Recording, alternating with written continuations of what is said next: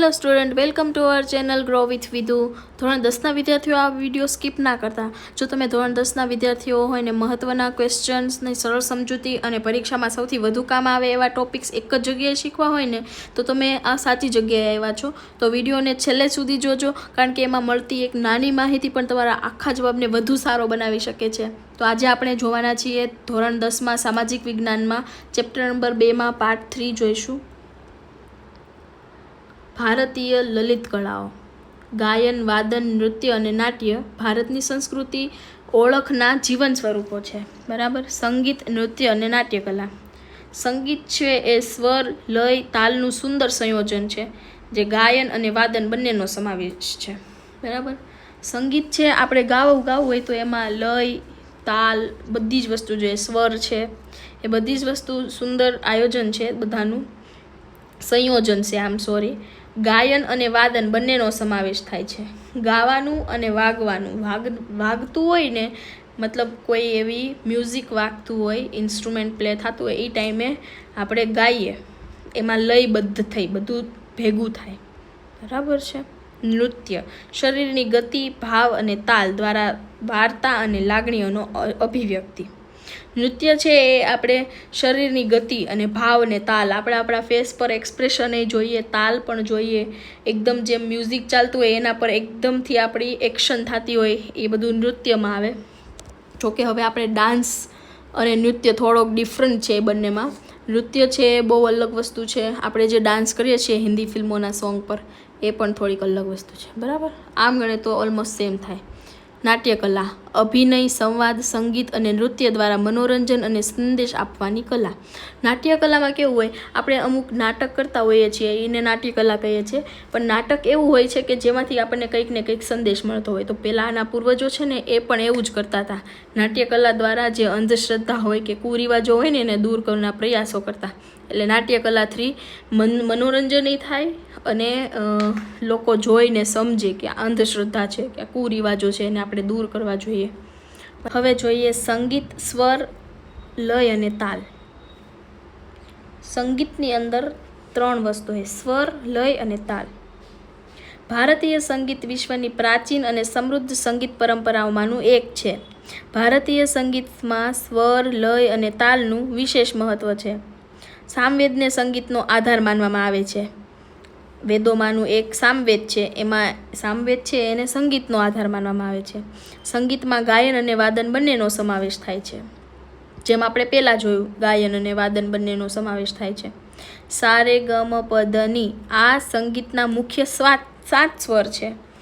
સંગીત મકરંદ, સંગીત રત્નાકર અને સંગીત પારિજાત જેવા ગ્રંથો સંગીતના પરંપરાના મહત્વપૂર્ણ ગ્રંથો છે. તાનસેન અને અન્ય મહાન સંગીતકારોએ ભારતની સંગીતને સમૃદ્ધ બનાવ્યું છે. બરાબર. સંગીત વિશે આપણને આમ જોઈએ ને તો ઘણી બધી વસ્તુ છે જે આપણે બહુ ઇમ્પોર્ટન્ટ છે. પણ આમ જોઈએ તો સંગીત આપણને ઇઝીલી સમજ આવી જાય એવું છે કે સંગીતમાં શું હોવાનું, ગાવાનું, મ્યુઝિક પ્લે થતું હોય ને ગઈએ. આપણી જનરેશનમાં છે એ રીતે સમજવા જઈએ તો. બાકી ત્યારે જે સંગીત છે એ બહુ, એમાં જેટલું ઇન્વોલ્વ થાવ ને એટલું થવાય, એમ એટલું બધું પેલું મોટું છે. બરાબર. અહીંયા એવું કહે છે કે સંગીત માનવ જીવનના આનંદ, ભક્તિ અને ભાવનાઓ વ્યક્ત કરવાનું મહત્વ માધ્યમ છે. માનવ જીવનમાં આનંદ અપાવે, ભક્તિ, ભાવનાઓ બધું જ વ્યક્ત થાય. સંગીત થ્રુ થાય, ચિત્ર થ્રુ થાય. આ બધી તમને ભણવામાં એટલે આવે છે કે આ બધી વસ્તુઓ આપણા પૂર્વજો પહેલાંનું પ્રાચીન સમયથી આ બધું ચાલતી આવતી આપણી સંસ્કૃતિ છે. અને એ બધાથી આપણે કહીએ ને કે આપણી ફિલિંગ છે અંદરની, આપણી ભાવના છે, આપણે બધું વ્યક્ત કરી શકીએ. બોલીને કરી શકીએ, ગાઈને કરી શકીએ, નાટકથી કરી શકીએ, ડાન્સથી કરી શકીએ, ચિત્ર થ્રુ કરી શકીએ. બરાબર. એટલે આ બધું તમને સમજાવે છે કે તમારે આ બધો વારસો છે તમને મળ્યો છે અને તમારે આગળ પેઢીમાં પણ આપવાનો છે. બરાબર છે. એવું કહે છે કે ભારતીય સંગીતમાં રાગ, તાલ અને લયની વ્યવસ્થિત પરંપરા વિકસેલી છે અને દરેક રાગની પોતાની વિશિષ્ટતા હોય છે. રાગ તો બહુ બધા હોય છે અને બધા રાગની વિશિષ્ટતા હોય છે. બરાબર. નૃત્ય ભાવ અને અભિવ્યક્તિની કલા. નૃત્ય શરીરના ગતિ સાથે સૌંદર્ય અને લાગણીઓ વ્યક્ત થાય છે. નૃત્ય શબ્દનો અર્થ નટ ધાતુ પરથી થયો છે. નૃત્યમાં તાલ, લય, ભાવ અને હાવભાવનું મહત્ત્વ છે. આપણે કોઈ પણ ડાન્સર હોય એને જોતા હોઈએ છીએ. અત્યારના મોડર્ન ડાન્સરને જોઈને જ તે તમે વિચારો કે આ જો કે નૃત્ય છે એ ડાન્સવાળું અલગ જ છે. આખું જે એકદમ કે ને કે ઓલા આવડા પધની સવાળા સારે ગામા પધની સ એ વાળા ઉપર જે નૃત્ય થાય એ વાળું અલગ છે. અને આપણે જે ડાન્સ કરીએ હિન્દી ફિલ્મના સોંગ ઉપર, પણ તો એમાં તમે એક વસ્તુ નોટિસ કરવા જેવી છે કે એના ફેસ એક્સપ્રેશન છે, પછી જે એની બોડી મૂવમેન્ટ થતી હોય છે, એ બધું એના જે મ્યુઝિક આવતું હોય, જે ગીત આવતું હોય એની જ રીતે થતું હોય, તાલબદ્ધ હોય છે આ બધું. એવી રીતે અહીંયા એવું કહે છે કે નૃત્યમાં તાલ, લય, ભાવ અને હાવભાવનું મહત્ત્વ છે. એક્સપ્રેશન પણ જોઈએ એમાં, બરાબર.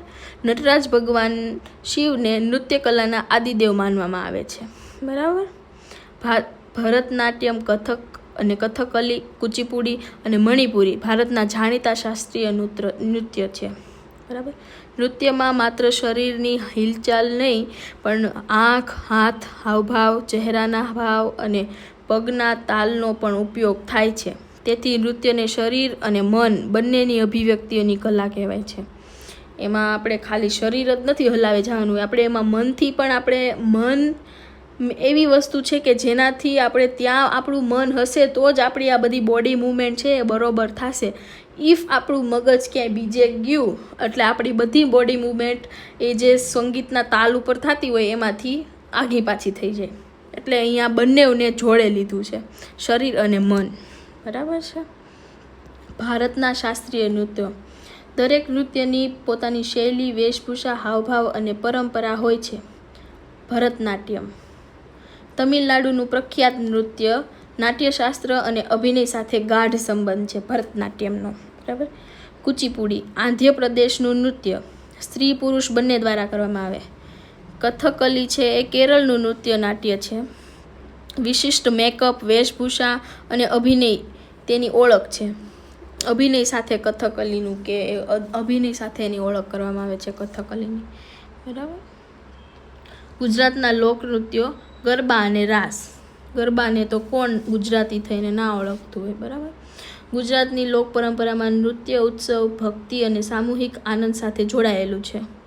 ગરબો અને રાસ ગુજરાતના સૌથી લોકપ્રિય નૃત્યો છે. ગરબામાં ગોળાકારે ફરતા ફરતા ગીત અને તાલ સાથે નૃત્ય કરવામાં આવે છે. નવરાત્રિ દરમિયાન ગરબા ખાસ ઉત્સાહથી રમાય છે. રાસમાં ગોળાકારે નૃત્ય કરતા દાંડિયાનો પણ ઉપયોગ થાય છે. ગરબા અને રાસમાં ભક્તિ, સંગીત, તાલ અને સામૂહિક આનંદનો સુંદર સંગમ જોવા મળે છે. ગરબાનું તો હું તમને અત્યારે વાંચી જાઉં ને તોય તમને એના ઉપરથી આઈડિયા આવી જાય. તમે લોકો તો રમતાય હશો બધા, બરાબર, જોયા હશે. ગુજરાતમાં રહીને ગુજરાતના ગરબા તો જોવાના. સંગીત માનવ જીવનમાં આનંદ, ભક્તિ અને ભાવનાઓ વ્યક્ત કરવાનું મહત્વ માધ્યમ છે. ભારતીય સંગીતમાં રાગ, તાલ અને લયની વ્યવસ્થિત પરંપરા વિકસેલી છે અને દરેક રાગ પોતાની વિશિષ્ટતા હોય છે. ઓકે. નાટ્યકલા અને લોકનાટ્ય. ભવાઈ નાટક સમાજને મનોરંજન સાથે સંદેશ પણ આપે છે. નાટ્યકલા અભિનય, સંવાદ, સંગીત અને નૃત્યનું સંયોજન છે. નાટ્યકલા છે એ અભિનય, સંવાદ, સંગીત અને નૃત્યનું સંયોજન છે. અભિનય એટલે કે જે લોકો બોલે એનું એ બોડીથી સંદેશો આપે, બરાબર, અને સંગીત વાગતું હોય અને નૃત્ય કરતા હોય, આ બધાનું સંયોજન છે. ભરત મુનિનું નાટ્યશાસ્ત્ર નાટ્યકલાનો મહત્વપૂર્ણનો આધાર ગ્રંથ છે. ગુજરાતનું ભવાઈ લગભગ 700 વર્ષ જૂનું લોકનાટ્ય સ્વરૂપ માનવામાં આવે છે. ભવાઈમાં સામાજિક કુરિવાજો અને અંધશ્રદ્ધા સામે વ્યંગાત્મક રીતે સંદેશ આપવામાં આવે છે. સામાજિક કુરિવાજ અને અંધશ્રદ્ધા, મેં તમને આગળ વાત કરી હતી કે નાટ્યકલાથી આ રીતનું થાય, અંધશ્રદ્ધા અને કુરિવાજો દૂર કરવાની પ્રેરણા આપે. આ રીતે ભારતની લલિત કળાઓ આપણા સાંસ્કૃતિક વારસાને જીવંત રાખે છે, બરાબર. સંગીત માનવ જીવનમાં આનંદ, ભક્તિ અને ભાવનાઓ વ્યક્ત કરવાનું મહત્વ માધ્યમ છે. ભારતીય સંગીતમાં રાગ, તાલ અને લયની વ્યવસ્થિત પરંપરા વિકસેલી છે અને દરેક રાગની પોતાની વિશિષ્ટતા હોય છે. આપણે આ બધું એક વખત આખું ફરીથી પુનરાવર્તન કરી જઈએ. આ પ્રકરણમાંથી પરીક્ષા માટેના મુખ્ય મુદ્દાઓ કયા કયા છે તો કે હસ્તકલા, હસ્તકલામાં માટી કામ, વણાટકામ, ભરત ગૂંથણ, ધાતુ, જરીકામ, લાકડાની કારીગરી અને ચિત્રકલા. આટલામાં તમે આટલા ટોપિક બોલો એટલે તમારે મનમાં હરવાર તમને એ શબ્દ સમજાતા જતા હોવા જોઈએ કે માટીકામ એટલે માટીના વાસણોવાળું જે કંઈ ટોપિક આવ્યો હતો એના લગતું, વણાટકામ એટલે જે કપડાં બનાવતા હતા જાતે વણીને એ વાળું, પછી ધાતુકામ, ભરત ગૂંથણ કામ જેમાં ભરત ગૂંથતા હતા, ભરત ભરતા હતા, ગાલીચા હોય, ઓશિકા, તકિયા એ બધાની અંદર કોઈ કાપડ હોય કે આપણી કોઈ ચોલી હોય એની અંદર મસ્ત ડિઝાઇન પડાવીને એને દોરા વડે ભરવાના, કલરથી દોરાથી ભરવાના, ભરત ગૂંથણ. બરાબર.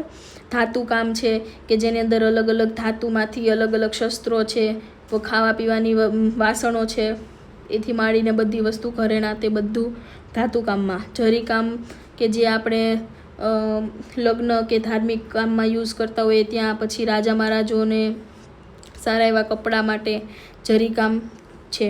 પછી લાકડાની કારીગરી છે એ આપણે ફર્નિચરવાળી વાત થઈ હતી એ રીતે. અને ચિત્રકલા છે જે દિવાલ ઉપર ચિત્ર મેળાતા, ચિત્રકલા જે છે ચિત્ર બહુ સારા એવા બનાવે એ કલા. લલિત કલામાં આવે છે સંગીત, નૃત્ય, નાટ્યકલા, ભરતનાટ્યમ, કથકલી, ગરબા, રાસ અને ભવાઈ, જેની આપણે આ પાઠમાં તેને ચર્ચા કરી. બરાબર. મુખ્ય સંદેશ શું છે તો કે ભારતનો સાંસ્કૃતિક વારસો વિવિધતા, સર્જનાત્મકતા અને પરંપરાનો જીવંત ખજાનો છે અને તેને સમજવો, જાળવવો અને આગળની પેઢી સુધી પહોંચાડવો એ આપણી જવાબદારી છે. એટલે એવું કહે છે કે આ વારસો આપણને આપણા ભૂતકાળ સાથે જોડે છે અને પૂર્વજોએ વિકસાવેલી કલા, જ્ઞાન, પરંપરા અને જીવન પદ્ધતિઓમાંથી આપણને સમાજના વિકાસની સમજ મળે છે. બરાબર. સમય બદલાતો હોવા છતાં આ પરંપરાઓમાં રહેલું જ્ઞાન અને સર્જનાત્મકતા આજે પણ મહત્વપૂર્ણ છે. તમે જુઓ કે આપણે કેટલા આગળ વધી ગયા છે. તો એ જે નાટ્ય, આ બધું જે ભરતનાટ્યમ છે, કથકલી છે કે પછી આપણા ગરબા છે, એ બધી વસ્તુ પ્રાચીન સમયથી ચાલતી આવી છે, આપણી સંસ્કૃતિ છે. તો અહીંયા એવું કહે છે કે આ બધું આપણી સંસ્કૃતિ છે, પહેલેથી ચાલતી આવી છે, આટલી સમૃદ્ધ સંસ્કૃતિ છે કે હજી આપણે એને આમ કહીએ ને કે આપણી રૂટીનમાં એ બધું આપણા જોડે ઇન્વોલ્વ છે અને આપણે એને આગળ પણ આપવાના છીએ. બરાબર. આ બધું એવી વસ્તુ છે કે આપણી લાગણીઓ આપણે વ્યક્ત કરી શકીએ. કઈ રીતે? સંગીત થ્રુ આપણી લાગણી વ્યક્ત થાય, કોઈ ડાન્સ કરીને નૃત્યથી થાય, પછી ચિત્રકામ કરીને બધાની લાગણી વ્યક્ત થાય. જેમાં માસ્ટરી હોય એની એમાં લાગણી એની વ્યક્ત કરે. બરાબર. જેમ કે કોઈ ગાતું હોય તો ગાવામાં એની લાગણી વ્યક્ત કરે. ક્યારેક કોઈક દુઃખી હોય તો એ ટાઈપનું ગીત ગાય, ક્યારેક કોઈક બહુ ખુશ હોય તો એ ટાઈપનું ગીત ગાય. એની આખી લાઈફમાં શું શું થયું છે ને એને પણ એક લખીને એનું તાલબદ્ધ રીતે ગીત ગાય. આખી લાઈફનું વર્ણન થઈ જાય આખા ગીતમાં, એ રીતનું હોય. અમુક ચિત્રકારો એવા હોય કે જેનું લાઈફનું વર્ણન ચિત્રમાં કરી નાખે, અમુક એવા હોય કે જેની લાઈફનું વર્ણન ડાન્સ થ્રુ કરી નાખે. એટલે આ બધી વસ્તુ એવી છે કે લાગણી વ્યક્ત કરવા માટે આટલા બધા વે આપ્યા છે એ લોકોએ. એ આપણી સંસ્કૃતિ છે. તો આપણે ભણવાની છે, આપણે યાદ રાખવાની છે, આપણે એને યુઝ કરવાની છે અને આગળ આપણી પેઢીઓને પણ આપવાની છે, જેમ આપણને પાછળની પેઢીઓથી મળી છે. બરાબર. તો અહીંયા આપણું ચેપ્ટર કમ્પ્લીટ થાય છે, સેકન્ડ ચેપ્ટર સામાજિક વિજ્ઞાનનું. અને IMP ક્વેશ્ચનનું લિસ્ટ હું તમને પ્રોવાઈડ કરી દઈશ. આ ચેપ્ટરમાંથી કદાચ 4 માર્કનું જેવું પૂછાવાનું છે. બરાબર. તો આપણે જોઈ લેશું કયા 4 માર્કનું પૂછાવાનું છે. એ પણ હું તમને કહી દઈશ કે કેટલા માર્કના કયા ક્વેશ્ચન પૂછાવાના છે આ પાઠમાંથી. જોકે આપણી બ્લુ પ્રિન્ટ આવે એક્ઝામની ત્યાં સુધી તો આપણે આને જ યુઝ કરવું પડે, પાછળની બ્લુ પ્રિન્ટ ને